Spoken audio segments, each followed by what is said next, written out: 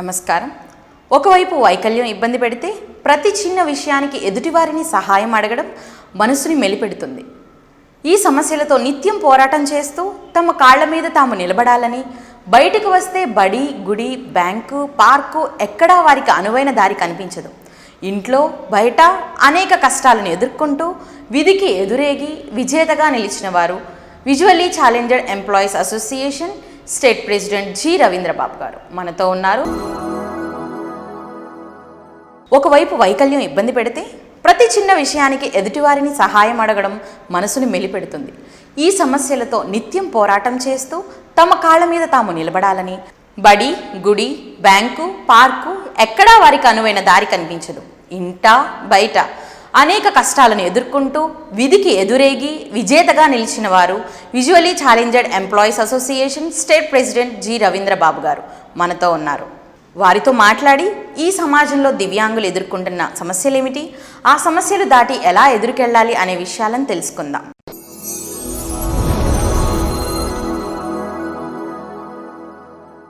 మా ఆహ్వానం మేరకు 12 టీవీ స్టూడియోకి వచ్చినందుకు నమస్కారాలు రవీంద్రబాబు గారు. థ్యాంక్ యూ అండి. థ్యాంక్ యూ మధు గారు. ఈరోజు నా యొక్క స్పెషల్ థ్యాంక్స్ తెలియజేయదలుచుకున్నాను 12 టీవీ యాజమాన్యానికి. ఎందుకంటే ఈ యొక్క ప్రపంచంలో విభిన్న ప్రతిభావంతులంటే అందరికీ వివక్షకు గురి చేస్తున్నటువంటి ఈ రోజుల్లో 12 టీవీ యాజమాన్యం 61వ విభిన్న ప్రతిభావంతుల దినోత్సవం సందర్భంగా నన్ను ఈ కార్యక్రమానికి పిలిచి ఈరోజు విభిన్న ప్రతిభావంతులకు ఈ సమాజం తరపున కానీ లేకపోతే కనుక ఈ యొక్క ప్రభుత్వం తరపున కానీ ఎటువంటి పథకాలు అందుబాటులోకి వస్తున్నాయి అనేటువంటి దాని మీద చర్చించడానికి మాకు మీరు ఈ స్పేస్ అందించినందుకు మీకు ప్రతి ఒక్కరికి కూడా 12 టీవీ యాజమానికి ప్రతి ఒక్కరికి కూడా నా యొక్క శిరస్సు వంచి నమస్తులు తెలియజేయదలుచుకున్నాను. సార్, మీరు విద్యార్థి దశలో ఉన్నప్పుడు మీ దృష్టిలోపం మీ చదువుకి ఏమైనా ఆటంకం కలిగించిందా? మధు గారు, ఒక మాటలో చెప్పాలంటే నేను బై బర్త్ బ్లైండ్. బట్ నేను ఏ రోజు కూడా బ్లైండ్ అని చెప్పేసి నేను ఏ రోజు భావించలా. 1 to 6 వరకు మాది ఘంటసాల, కృష్ణా జిల్లాలో ఘంటసాల గ్రామం. నార్మల్ స్కూల్లోనే 1 to 5th వరకు లైలా మోడల్ కాన్వెంట్ అని కాన్వెంట్లో చదువుకున్నాను. 6th మామూలుగా గవర్నమెంట్ స్కూల్లో చదువుకున్నాను. బట్ నాకున్నటువంటి కొంచెం విజన్ కూడా తగ్గిపోతూ వస్తూ ఉండటంతో 7th క్లాస్లో నన్ను Andhra blind model high school నర్సాపురంలో తీసుకెళ్ళి జాయిన్ చేయటం జరిగింది. అక్కడి నుంచి నేను వెనక్కి తిరిగి చూసుకోలేదు ఉండేసి ఏ రోజు నేను విజువల్ ఇంపైర్డ్ అనేటువంటి ఫీలింగ్ నాకు కలగలేదు. ఎందుకంటే బికాజ్ నేను బ్రైలీలో మొత్తం యాక్చువల్గా నేను బాగా చదవటము, even also 10th class first క్లాస్లో పాస్ అవ్వడము. ఆ తర్వాత ఇంటర్మీడియట్ వచ్చేసరికి తిరుపతిలో జాయిన్ అవ్వటం జరిగింది. ఇంటర్మీడియట్ తిరుపతి ఎస్వి జూనియర్ కాలేజ్లో కంప్లీట్ అయిన తర్వాత డిగ్రీకి వచ్చేసరికి హైదరాబాద్ వెళ్ళడం జరిగింది. హైదరాబాద్లో డిగ్రీ బీజేఆర్ కాలేజ్లో నేను కంటిన్యూ చేయడం జరిగింది. ఓకే సార్, మీ కుటుంబం ఎంతవరకు సహకరించింది? యాక్చువల్గా నా కుటుంబం ఒక విధంగా చూస్తే మాది వ్యవసాయ కుటుంబం. మా ఫాదరే మాకు వెన్నెముక. ఎందుకంటే కనుక మా ఇంట్లో మేము ముగ్గురం అక్క చెల్లెళ్ళు, నేను ఒక్కడనే మగ పిల్లాడిని. బట్ నన్ను ఏ రోజు కూడా నన్ను విజువల్ ఇంపైర్డ్ అని కానీ లేకపోతే వేరే విధంగా కానీ నన్ను ఏ రోజు చూడలా. మా పెద్దక్క యాక్చువల్గా already well settled, she is in Chennai. మా సెకండ్ సిస్టరు అండ్ నాకన్నా చిన్న పాప వీళ్ళిద్దరు కూడా యుఎస్లో సెటిల్ అయ్యారు. వాళ్ళ ముగ్గురు నా విద్యార్థి దశలోనే కాదుండేసేసి నేను ఎటువంటి పోరాటాలకి ఈరోజు అసోసియేషన్ రన్ చేయడానికి కానీ విద్యార్థి దశలో ఉద్యమాలు రన్ చేస్తున్నప్పుడు కానీ నా తండ్రితో సహా నా కుటుంబం అంతా కూడా నేను ఏది చేసినా కానీ ఏ రోజు నాకు కాదనలేదు. కాబట్టి నేను ఈరోజు ఈ విధంగా మీ ముందు కూర్చోగలిగానని చెప్పేసి నేను భావిస్తున్నాను.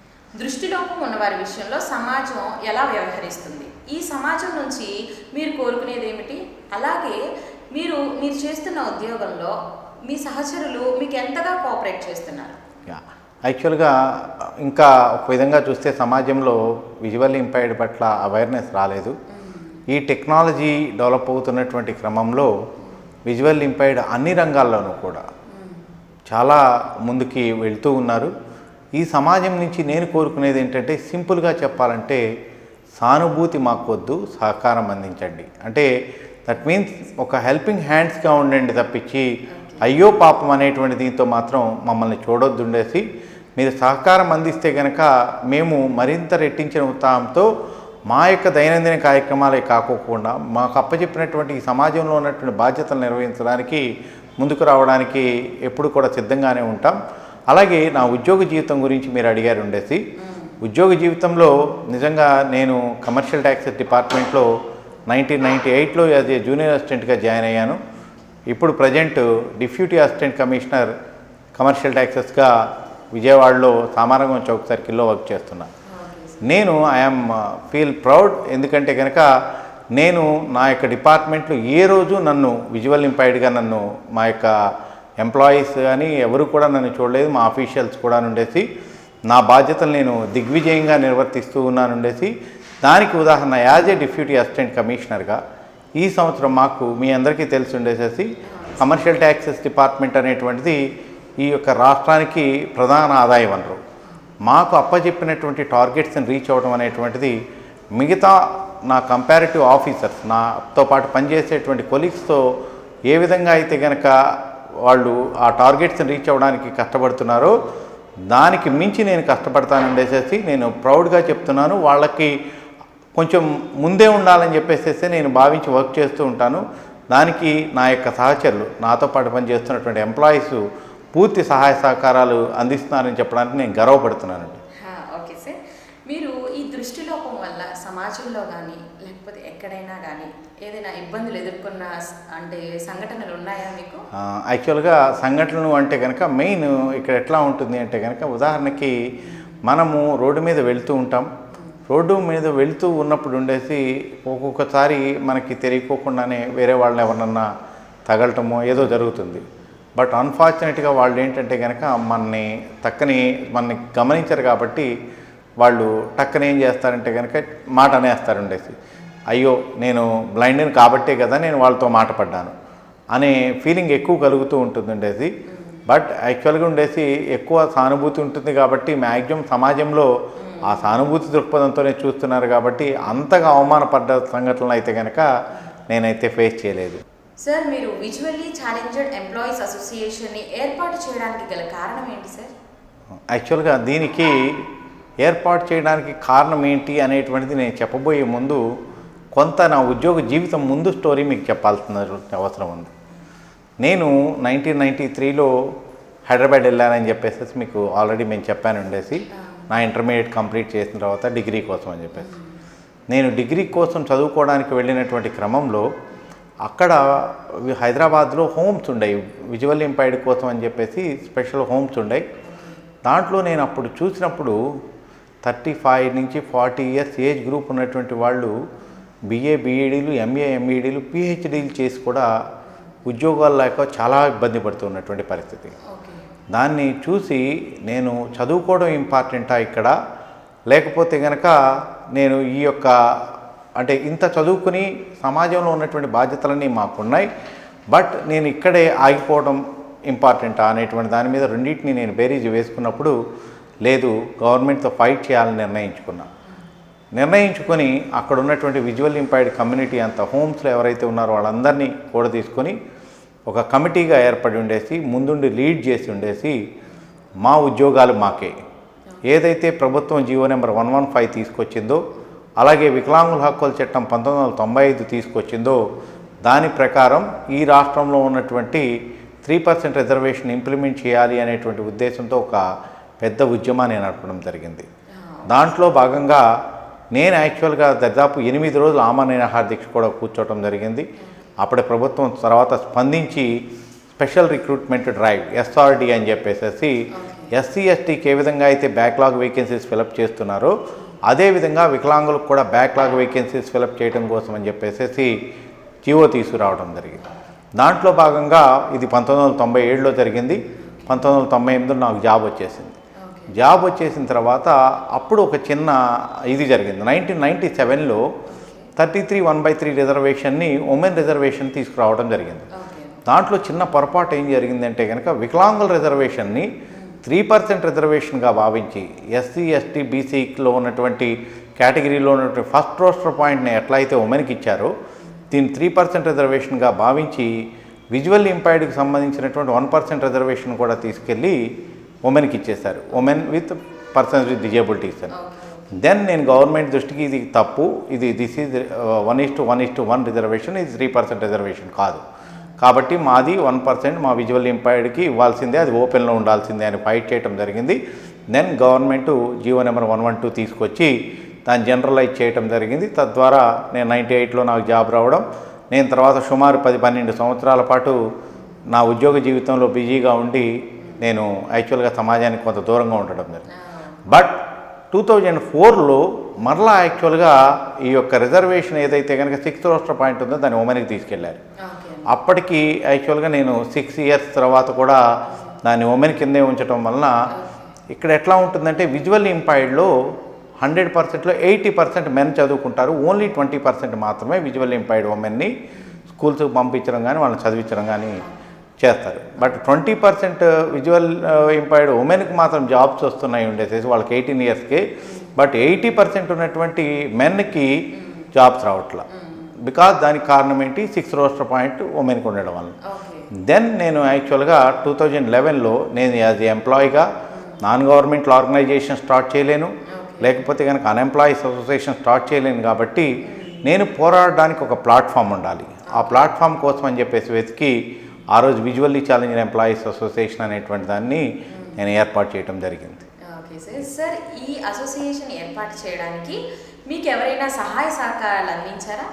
యాక్చువల్గా నిజంగా చెప్పాలంటే ఇది ఒక గొప్ప కానుక నాకు. ఒక మాటలో చెప్పాలంటే విజువల్లీ ఛాలెంజ్డ్ ఎంప్లాయీస్ అసోసియేషన్ అనేది. ఎందుకు ఆ మాట చెప్తున్నానంటే నేను కరెక్ట్గా 11/11/2011 ఒక పెద్ద మనిషి దగ్గరికి నేను ఒక ఇష్యూ సాల్వ్ కోసమని మా డిపార్ట్మెంట్లో Andhra Pradesh commercial taxes NGOs association state president KR Suryanarayana గారిని ఉన్నారు ఉండేసి, ప్రెసిడెంట్ ఆంధ్రప్రదేశ్ ప్రభుత్వ ఉద్యోగుల సంఘం ఆయన రాష్ట్ర అధ్యక్షులు కూడా ఆయన దగ్గరికి ఒక సమస్య పరిష్కారం కోసం అని చెప్పేసి మా డిపార్ట్మెంట్లో వచ్చినటువంటి ఒక సమస్య పరిష్కారం కోసం నేను వెళ్ళడం జరిగింది. ఆయన ఆ రోజు నాతో చెప్పింది ఏంటంటే, నీ సమస్య నేను పరిష్కరిస్తాను, కానీ నీలాంటి కమ్యూనిటీ ఎంతోమంది ఎన్నో విధాలుగా బాధపడుతున్నారు, అటు విజువల్ ఇంపైర్డ్ స్టూడెంట్స్ కానీ, అన్ఎంప్లాయీస్ కానీ, ఎంప్లాయీస్ కానీ, వాళ్ళకి నువ్వు ఒక అసోసియేషన్ స్టార్ట్ చేస్తే బాగుంటుంది, నీలో నాయకత్వ లక్షణాలు ఉన్నాయి కాబట్టి ఉండేసేసి నువ్వు ఒక అసోసియేషన్ స్టార్ట్ చేయమని చెప్పేసేసి నన్ను గైడ్ చేసింది శ్రీ కేఆర్ సూర్యనారాయణ గారు. ఆయన గైడ్ చేయటం వల్లనే నేను visually challenged employees association start చేయడం జరిగింది. ఆయన ఆదేశించినటువంటి వితిన్ 15 డేస్లో 11/11/2011 ఈ ఇష్యూ జరిగితే కరెక్ట్గా 27/11/2011 మేము association visually challenged employees association register చేసి దీన్ని మేము స్థాపించడం జరిగింది. Okay sir. ఇప్పటి వరకు ఈ అసోసియేషన్ నుంచి మీరు ఎటువంటి కార్యక్రమాలను చేపట్టారు? దీన్ని యాక్చువల్గా 3 కేటగిరీస్గా విభజించవచ్చు. 1 స్టూడెంట్స్కి సంబంధించి, 2 అన్ఎంప్లాయీస్కి సంబంధించి, 3 ఎంప్లాయీస్కి సంబంధించి. ఎస్పెషల్లీగా బేసిక్గా స్టూడెంట్ లైఫ్లో ఈరోజు టెక్నాలజీ పెరుగుతున్నటువంటి సందర్భంలో మెయిన్ వాళ్ళకి కావాల్సింది ఏంటి అంటే కనుక టెక్నాలజీకి సంబంధించిన పరికరాలు. అవి ఏంటి, డైసీ ప్లేయర్స్, ల్యాప్టాప్స్. దాన్ని మెయిన్ మనము కమ్యూనిటీకి, విజువల్ ఇంపైర్డ్ కమ్యూనిటీకి డైసీ ప్లేయర్స్ అంటే కనుక అది మన మొబైల్ టైప్ ఫోన్ లాగానే ఉంటుంది ఉండేసి దాంట్లో, బట్ డిస్ప్లే ఉండదు, రికార్డింగ్ అంతా చేసుకోవచ్చు. దానివల్ల ఏం చేస్తారంటే మనము స్టూడెంట్ ఒక క్లాస్కి వెళ్ళినప్పుడు దాంట్లో రికార్డింగ్ బటన్ ఆన్ చేసి పెట్టేసుకుని ఉంటే కనుక టీచర్ చెప్తున్నదంతా దాంట్లో రికార్డింగ్ అయిపోతుంది. ఆ రికార్డింగ్ అయినటువంటి దాన్ని తను తీసుకొచ్చి రూమ్లో ఎప్పుడు కావాలంటే అప్పుడు వినొచ్చు. అది 8th to 10th ఇంటర్మీడియట్ ఉన్నటువంటి వాళ్ళకి, 8th to ఇంటర్మీడియట్ ఉన్నటువంటి వాళ్ళకి గవర్నమెంట్ ఇంక ఫ్రీగా ఇప్పించడం జరిగింది. అలాగే డిగ్రీ అండ్ పీజీ చదువుతున్నటువంటి స్టూడెంట్స్కి ల్యాప్టాప్స్ని దరిదాపు 30,000 నుంచి 35,000 రూపాయలు కాస్ట్ చేసే ల్యాప్టాప్ని విజువల్ ఇంపైర్డ్ ఎవరైతే డిగ్రీ చదువుతున్నటువంటి అలాగే పీజీ చదువుతున్నటువంటి స్టూడెంట్స్ అందరికీ కూడా ఫ్రీగా ఇప్పించడం జరిగింది. ఈ టెక్నాలజీ ద్వారా చాలామంది డెవలప్ అయినటువంటి పరిస్థితి ఉంది. అలాగే అన్ఎంప్లాయీస్కి వచ్చేసరికి మీకు చెప్పాను కదా ఇంతకుముందే 2004లో అది మళ్ళీ ఉమెన్కి వెళ్ళిపోయింది. దెన్ నేను ఏదో ఒకటి చేయాలి ఉండేసేసి అసలు నేను ఈ అసోసియేషన్ స్టార్ట్ చేయడానికి కారణమే నిరుద్యోగులను ఉద్యోగులుగా చేయాలి అనేటువంటి 2011లో స్టార్ట్ చేసినటువంటి పోరాటం ఎంతవరకు వెళ్ళింది అంటే కనుక నేను అలుపెరగకుండా పోరాడబట్టి 2015లో మేము జీవో నెంబర్ 3 ద్వారా ఆ యొక్క రోస్టర్ని visually challenge employees association request మేరకు జనరల్ చేయటం జరిగింది. అది ఓపెన్ చేయడానికి ఎంత కష్టపడ్డామంటే యాక్చువల్గా పోరాటాలు ఏం చేశాము అనేటువంటిది ఎన్నో పోరాటాలు చేశాం. దాంట్లో మర్చిపోలేని పోరాటం ఏంటి అంటే కనుక 12/2/2015 ఆ రోజు ఉదయం నాతో పాటు నేను యాజ్ ఎంప్లాయ్ అయినప్పటికీ కూడా అప్పటికే సీఎం గారు సిగ్నేచర్ అయిపోయింది, అన్నీ అయిపోయినాయి, బట్ జీవో ఇవ్వటం లేదు. ఇవ్వలేని పరిస్థితుల్లో దాదాపు 100 మంది విజువల్లీ ఇంపైర్డ్ ఎవరైతే చావడానికి సిద్ధంగా ఉన్నారో రండి నాతో పాటు అని చెప్పేసి తీసుకువెళ్ళి హైదరాబాద్లో ఉన్నటువంటి డైరెక్టర్ డిజేబుల్డ్ వెల్ఫేర్ ఆఫీస్లో రూమ్లో క్లోజ్ చేసుకుని వాళ్ళందరూ కూర్చోబెట్టి మీరు జీవో నెంబర్ 3 ఇచ్చి జీవో నెంబర్ ఇచ్చి మా యొక్క 6th రోస్టర్ను ఓపెన్ చేస్తేనే మేము దీంట్లో నుంచి చదువుతాం, లేని పక్షంలో ఇక్కడే మేము తగలబెట్టి చనిపోతాం ఉండేసేసి అని చెప్పేసి ఇచ్చేసి ఆ రోజు ఆ ఫైట్ చేయటం వలన జీవో నెంబర్ 3 వితిన్ 2 అవర్స్లో వచ్చింది. దాని ద్వారా 1000 మంది విజువల్ ఇంపైర్డ్ లాస్ట్ 5 ఇయర్స్లో 2015 నుంచి ఈ రోజు వరకు 1000 మంది విజువల్ ఇంపైర్డ్ మెన్స్కి జాబ్స్ వచ్చినాయని చెప్పడానికి నేను గర్వపడుతున్నాను. అలాగే ఉద్యోగులకు సంబంధించి విజువల్ ఇంపైర్డ్ ఉద్యోగులకు సంబంధించి వచ్చేసరికి ట్రాన్స్ఫర్స్లో ఎగ్జంప్షన్. బికాజ్ ఒక విజువల్ ఇంపైర్డు ఒక ప్లేస్లో అలవాటు పడిన తర్వాత అక్కడ ఉన్నటువంటి సమాజంతో అలవాటు పడిన తర్వాత అక్కడ ఉన్నటువంటి ఎంప్లాయీస్తో అలవాటు పడిన తర్వాత మళ్ళా వేరే చోటుకి వెళ్ళి ట్రాన్స్ఫర్ అయ్యి అక్కడికి వెళ్ళి అడ్జస్ట్ అవ్వడము కష్టం, చాలా కష్టం. అంటే దట్ మీన్స్ తన ఇంటి ఇప్పుడు విలేజెస్కి వేస్తారు, అక్కడ కొంతమంది ఇల్లు ఇవ్వకపోవచ్చు ఉండేసేసేసి అక్కడి నుంచి తన ఆఫీస్కి రావాలి, లేకపోతే తన స్కూల్లో పనిచేస్తే స్కూల్కి రావాలన్నా కానీ మళ్ళీ అలవాటు పడేసరికి మళ్ళీ 6 నెలలు 1 ఇయర్ పడుతుంది ఉండేసి.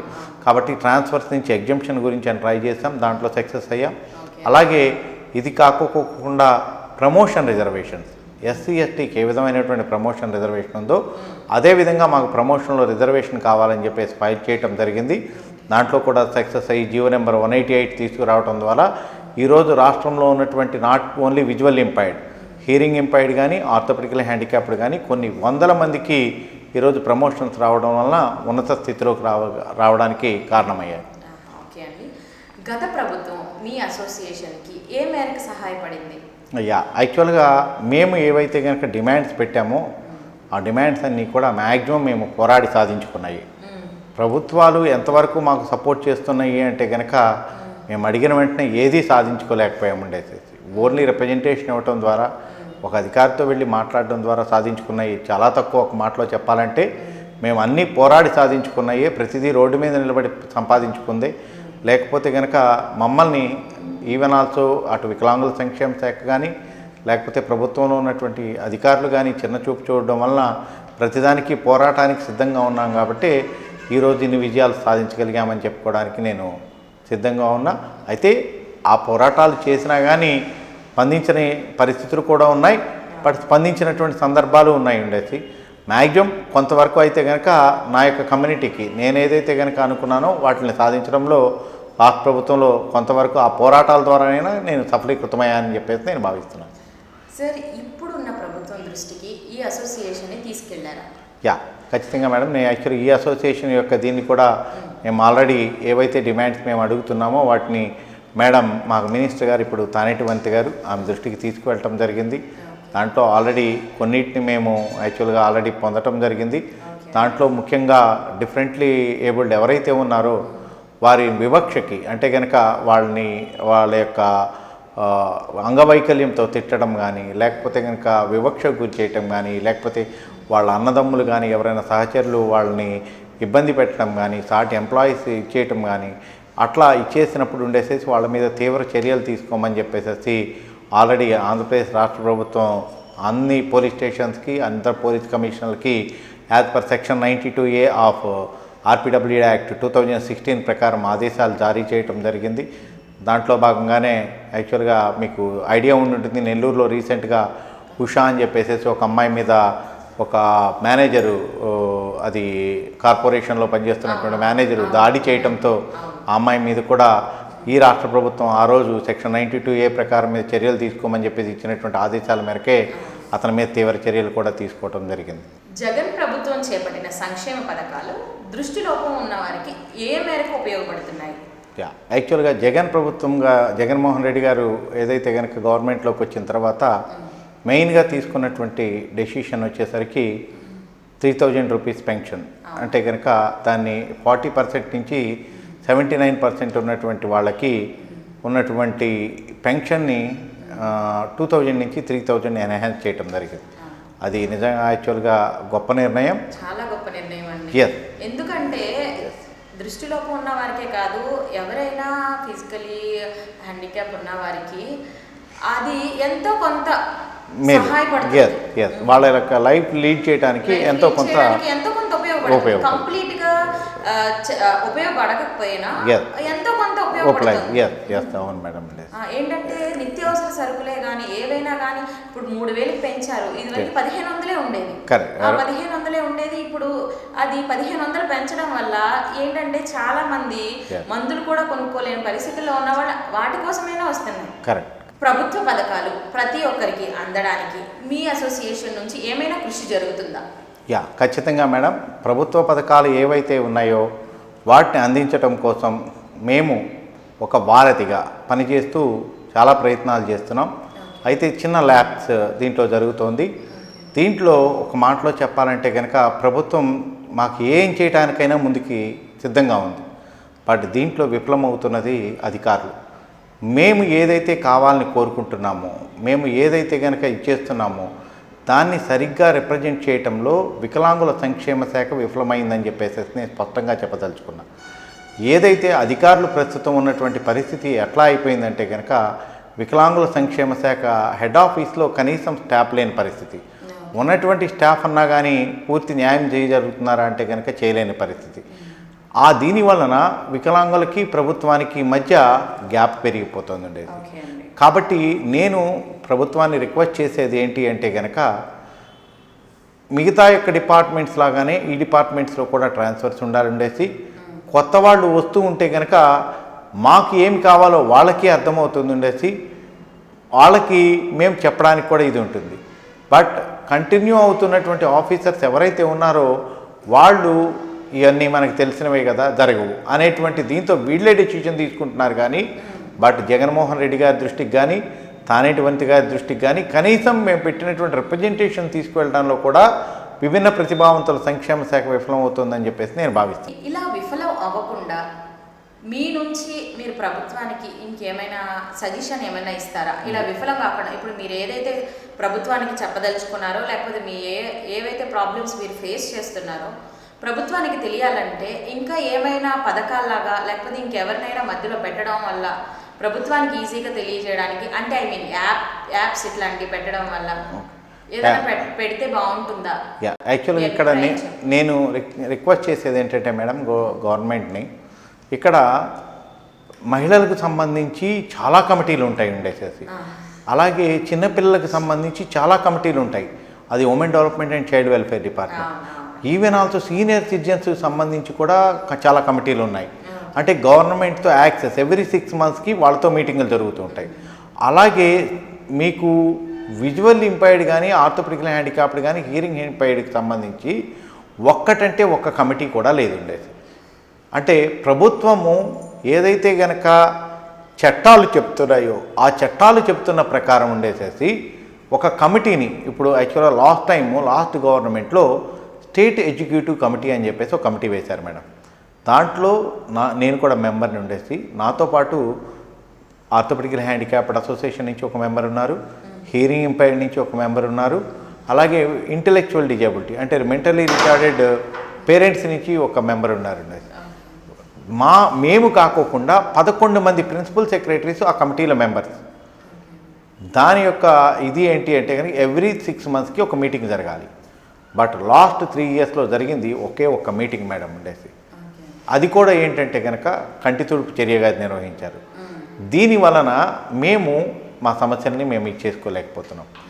మా సమస్యల్ని వినగాలటానికి కోసం అని చెప్పేసి ఎస్సీకి, ఎస్టీకి, బీసీకి, అలాగే వయోవృద్ధులకి, అలాగే వెల్ఫేర్ ఆఫ్ ఉమెన్కి, అలాగే చైల్డ్కి ఏ విధమైనటువంటి కమిటీస్ గవర్నమెంట్ నియమిస్తోందో అటువంటి కమిటీస్ నుంచి మా రిప్రజెంటేటివ్స్ నుంచి జిల్లాకు ఒక కమిటీ వేయండి ఉండేసేసి వాళ్ళతో జిల్లా కలెక్టర్ని ఎవ్రీ 6 monthsకి మాట్లాడమనండి, అలాగే స్టేట్ లెవెల్లో ఒక కమిటీని వేయండి, ప్రిన్సిపల్ సెక్రటరీతో మాట్లాడమని ఉండేసేసి ఇలా మాట్లాడడం వలన ఇష్యూస్ త్వరగా సాల్వ్ అవ్వడానికి వీలు ఉంటుంది ఉండేసేసి గవర్నమెంట్కి వికలాంగులకి మధ్య గ్యాప్ తగ్గిపోతుందండి. ఇది నేను యాక్చువల్గా ప్రభుత్వానికి ఇచ్చేసేది. అలాగే మెయిన్గా ఇప్పుడున్నటువంటి ఇష్యూస్ ఏంటంటే కనుక వికలాంగుల హక్కుల చట్టం 2016 వచ్చి ఆల్మోస్ట్ 4 years అయింది మేడం.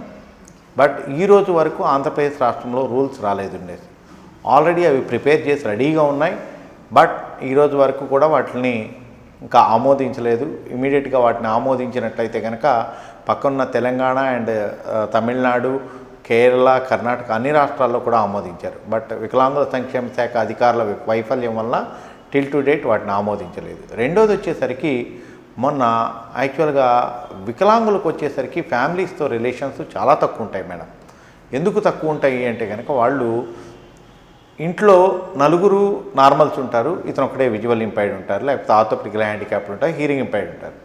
వాళ్ళతో అడ్జస్ట్ కావడం కష్టమయ్యి ఒకనొక స్టేజ్లో 10th దాటిన తర్వాత ఎప్పుడో చోటి లేకపోతే 10th వరకు కూడా ఉండేసేసి బై బర్త్ అంటే ఎల్కేజీ దగ్గర నుంచో లేకపోతే ఫస్ట్ క్లాస్ నుంచో వాళ్ళు వచ్చి హాస్టల్స్లోనో హోమ్స్లోనో చదువుకుంటూ ఉంటారు మేడం.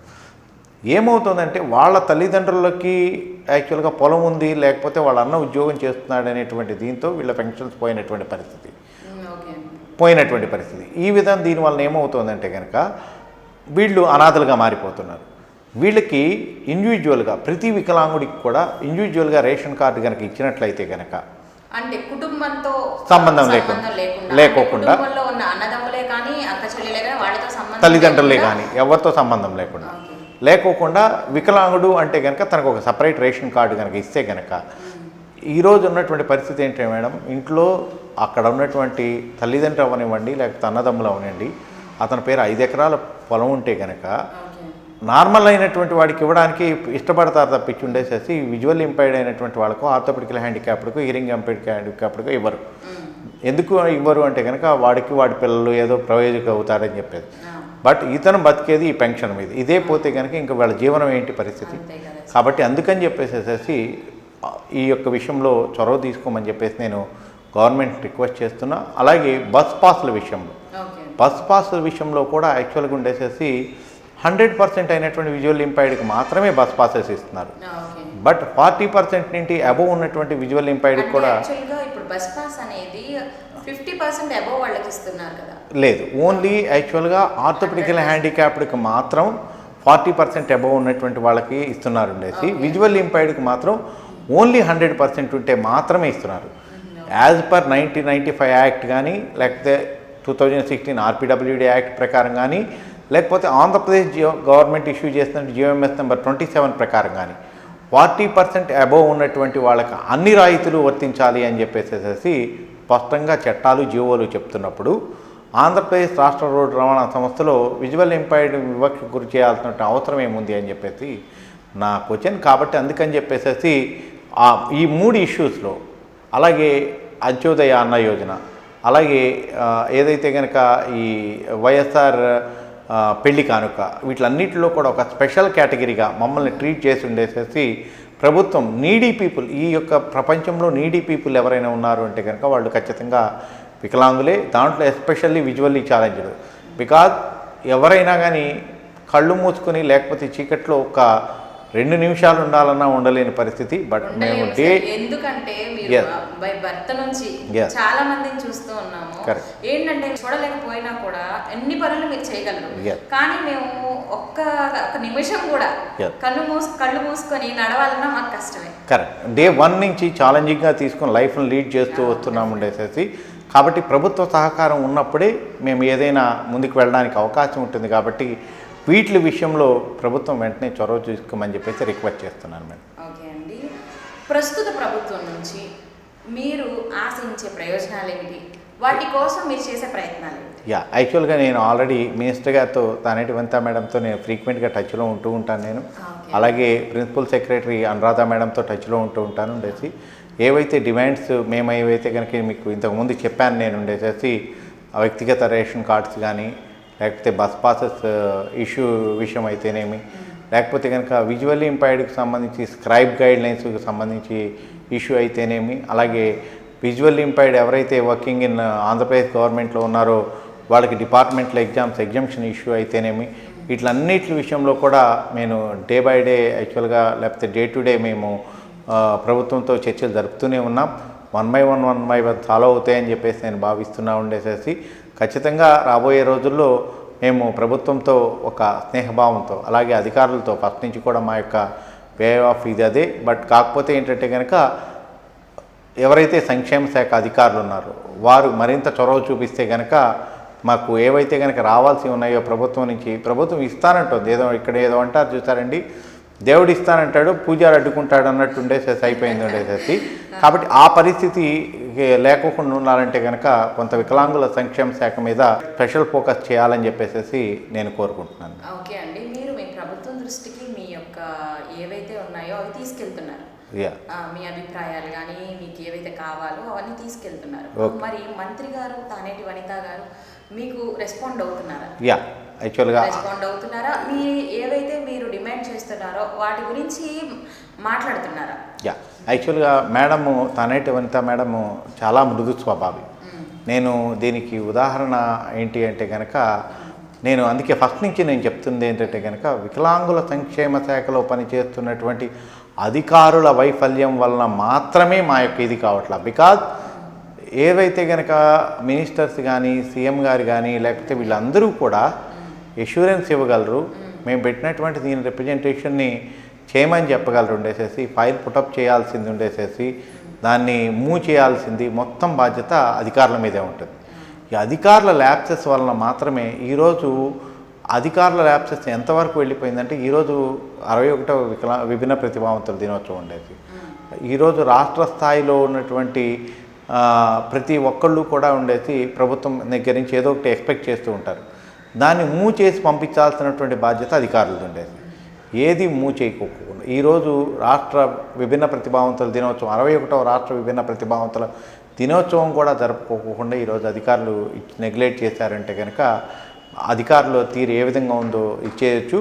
మినిస్టర్ గారు యాక్చువల్గా తానేటి వనిత మేడంని నేను యాక్చువల్గా కోవిడ్ టైంలో కూడా నేను 2 సార్లు కలిశాను ఉండేసి, ఎస్పెషల్లీ విజువల్లీ ఇంపైర్డ్ కానీ ఆర్థోపెడికల్ హ్యాండిక్యాప్డ్ కానీ వీళ్ళందరూ కూడా కోవిడ్ టైంలో ఈ ఆటోస్ అవి లేకుండా లేకపోతే ఇవన్నీ ఇబ్బందులు పడుతూ ఉంటే కనుక వాళ్ళ ఆఫీసెస్కి వెళ్ళడానికి ఇబ్బంది పడుతున్నారు. కాబట్టి అందుకని వాళ్ళకి ఎగ్జామ్షన్ ఇమ్మని చెప్పేసి నేను అడగటం జరిగింది.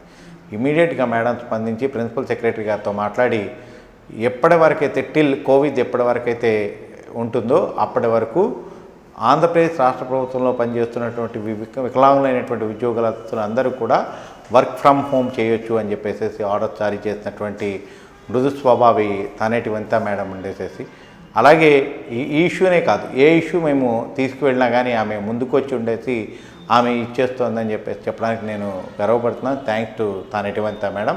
అలాగే మా యొక్క ఇష్యూస్ ఏమైనా ఉంటే కనుక జగన్మోహన్ రెడ్డి గారి దృష్టికి కూడా తీసుకువెళ్ళడంలో మేడము చాలా కష్టపడి ఉండేసేసి ఆమె యాక్చువల్గా ఆమె దీన్నంతా ఇన్ఫ్లుయెన్స్ అంతా ఉపయోగించి ఉండేసేసి మా ఇష్యూస్ని ఆమె సీఎం గారి దృష్టికి తీసుకువెళ్ళటం జరుగుతోంది ఉండేసేసి ఆయన కూడా సానుకూలంగా స్పందించడం నిజంగా చాలా సంతోషదాయకం.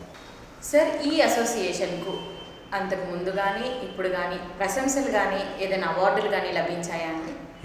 లాస్ట్ 5 years నుంచి every year from till 2016 onwards ప్రతి సంవత్సరం కూడా బెస్ట్ ఎంప్లాయీస్ అసోసియేషన్ అవార్డు అని చెప్పేసి ఆంధ్రప్రదేశ్ రాష్ట్ర ప్రభుత్వం స్టేట్ అవార్డు ఒకటి ఇస్తుంది ఉండేసేసి ఆ award visually challenge employees association every year తీసుకుంటుంది ఉండేసి దానికి నేను గర్వపడుతున్నా. బికాజ్ మేము చేసినటువంటి యాక్టివిటీస్ ఏవైతే ఉన్నాయో అది పూర్తిగా ప్రభుత్వానికి తెలిసి ఉండేసి ఏ ఇష్యూని ఏ విధంగా తీసుకెళ్ళాలి, దాన్ని ప్రాపర్గా ఎలా రిప్రజెంట్ చేయాలి అనేటువంటిది విజువల్లీ ఛాలెంజ్ ఎంప్లాయీస్ అసోసియేషన్కి తెలిసినంతగా ఎవరికీ తెలియదు అనేటువంటి విషయాన్ని అధికారులే ఒప్పుకున్నటువంటి పరిస్థితి. బెస్ట్ ఎంప్లాయీస్ అసోసియేషన్ అవార్డు కానీ అలాగే వ్యక్తిగతంగా నాకు best individual working on the issues of visually challenged అని చెప్పేసి అవార్డు కానీ లేకపోతే రోల్ మోడల్ అవార్డు కానీ లాస్ట్ 5-6 yearsలో ఇటు Louis Braille birth anniversary celebration సందర్భంగా కానీ లేకపోతే కనుక 3rd December జరిగేటువంటి వరల్డ్ డిజేబుల్ డే సెలబ్రేషన్స్ ద్వారా కానీ మాకు లాస్ట్ 5 years నుంచి కూడా అవార్డు విన్నర్స్ మేమే అని చెప్పడానికి గర్వపడుతున్నాను. ఓకే సార్, ఇప్పుడు మీ అసోసియేషన్ని ఇంకా ముందుగా ఏమైనా ఇంకా డెవలప్ చేసుకోవడానికి ఇంకేమైనా కార్యక్రమాలు చేపడుతున్నారా? మీ ప్రణాళిక ఏమిటి? యాక్చువల్గా మేడం దీని డెవలప్మెంట్ అనేటి అంటే కూడా యాక్చువల్గా సేవ మేము యాక్చువల్గా దీన్ని ఆ, పూర్తిగా స్వచ్ఛంద సేవ కోసం అని చెప్పేసి నేను ఈ అసోసియేషన్ స్టార్ట్ చేయడం జరిగింది.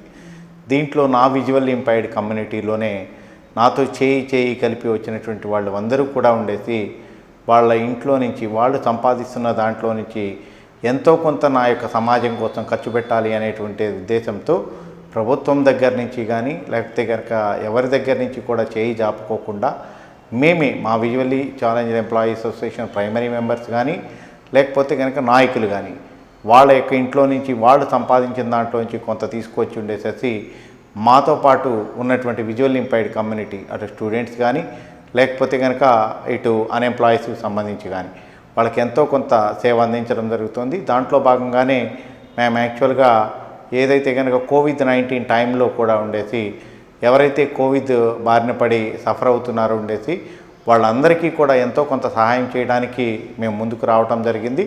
అదంతా కూడా మేము మా యొక్క కమ్యూనిటీ నుంచి విజువల్ ఇంపైర్డ్ కమ్యూనిటీ నుంచే మేము విరాళాల ద్వారా స్వీకరించడం జరిగింది. అలాగే కొంతమంది దురదృష్టవశాత్తు చనిపోవడం కూడా జరిగింది కోవిడ్ని బారిన పడి. వారి కుటుంబాలకు కూడా మేము ఎంప్లాయీస్ అయితే కనుక వారి కుటుంబానికి అన్ని చేతులు మేము అందిస్తున్నాం. అలాగే అన్ఎంప్లాయీస్ అయినా కానీ ఉండేసేసి వాళ్ళకి అందిస్తున్నాం. మేము వెల్ఫేర్ ఫండ్ పెట్టడం ద్వారా తల ఒక 10,000 రూపాయలు ఉండేసేసి ఎవరైతే కనుక విజువల్ ఇంపైర్డ్ కమ్యూనిటీ నుంచి చనిపోయారు ఉండేసేసి మినిమం ఫస్ట్ యాక్చువల్గా మట్టి ఖర్చుల కోసం అని చెప్పేసేసి కూడా వాళ్ళకి లేని పరిస్థితిలో ఉన్నటువంటి వాళ్ళందరికీ కూడా మేము అంటే విశాల హృదయంతో మా కమ్యూనిటీని అందరినీ మోటివేట్ చేసి ఉండేసేసి వాళ్ళకి అందరికీ కూడా తల ఒక 10,000 ఇవ్వడం జరిగింది. అలాగే ఎవరైతే అన్ఎంప్లాయీస్ ఉన్నారో మ్యారేజెస్ చేసుకుని చాలా సఫర్ అవుతున్నటువంటి ఫ్యామిలీస్ ఉన్నారు ఉండేసి దరిదాపు అటువంటి వాళ్ళందరికీ కూడా ఉండేసి ఈ విరాళాల ద్వారానే ఒక కిట్ అనమాట ఉండేసి అంటే రైస్ ఒక 10 kgs కందిపప్పు లేకపోతే వాళ్ళకి నిత్యావసర వస్తువులు ఏవైతే కావాలో ఒక కిట్ ద్వారా తయారు చేసి ఉండేసేసి ఆ కిట్నన్నింటినీ కూడా మా యొక్క విజువల్ ఇంపైర్డ్స్ ద్వారానే మా విజువల్ ఇంపైర్డ్ కమ్యూనిటీస్కి మేము అందజేయటం జరిగింది ఉండేసి ఫ్యూచర్ ప్రణాళిక ఏంటి అనేటువంటిది అంటే కనుక మెయిన్ నా యొక్క ఎయిమ్ ఏంటంటే 1995లో వికలాంగుల చట్టం రావటం జరిగింది. అది ఇంప్లిమెంటేషన్ కోసం అని చెప్పేసి కోర్టుల చుట్టూ తిరగడం పోరాటాలు చేయటం దీంతోనే సరిపోయింది సమయం అంతా. 2016లో వికలాంగుల హక్కుల చట్టం 2016 వచ్చింది. దానికి సంబంధించిన రూల్స్ రావాలి. ఆ వికలాంగుల హక్కుల చట్టంలో చాలా ఫెసిలిటీస్ ప్రభుత్వం మాకు కల్పించింది చట్ట రూపంలో. అలాగే వాటిని జీవోస్ రూపంలో తీసుకురావాల్సినటువంటి బాధ్యత కూడా మా మీద ఉండేది. అది మెయిన్ మా యొక్క ధ్యేయం.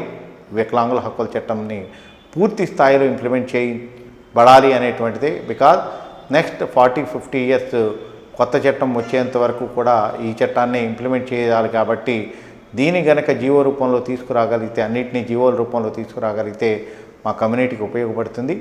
రెండో ప్రధానంగా మాకు మెయిన్ వచ్చేసరికి మళ్ళా జీవో నెంబర్ 2 ద్వారా ఏదైతే విజువల్ ఇంపైర్డ్కి ఉన్నటువంటి రోస్టర్ ఉమెన్కి వెళ్ళిపోయింది రీసెంట్గా, దాన్ని మళ్ళీ ఓపెన్ చేయించి విజువల్ ఇంపైర్డ్ మెన్కి అందరికీ కూడా ఓపెన్ కేటగిరీలో పెట్టి మెన్కి అందరికీ కూడా ఉద్యోగాలు కల్పించాలనేటువంటిది నా కోరిక.